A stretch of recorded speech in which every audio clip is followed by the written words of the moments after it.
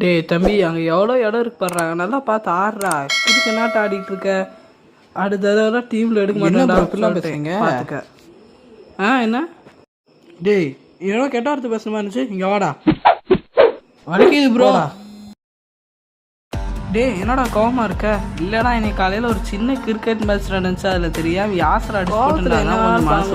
நம்ம மனுஷனால அப்படி என்னடா பண்ண முடியும்? நம்ம பெருமானார் இருக்காங்க.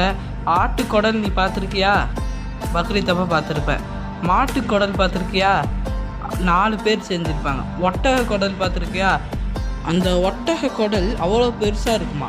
அந்த ஒட்டக குடலை எடுத்து பெருமானார் மேலே போட்டானுங்க காஃபியில். அதுக்கு நம்ம பெருமானார் ஒரு கோபம் கூட பண்ணலடா. அப்படிலாம் பார்த்தா நம்ம கால் தூசி தாண்டா பெருமானாருக்கு இருப்போம். முதல்ல அவன்கிட்ட போய் மன்னிப்பு கேளுடா. ஹதீஸில் வருது, இஜ்தனிபுல் கலபு, கோபத்தை தவிர்த்திடுங்கள்னு வருது. போ, அவனுங்க கிட்ட போய் முதல்ல மன்னிப்பு கேளு. போ.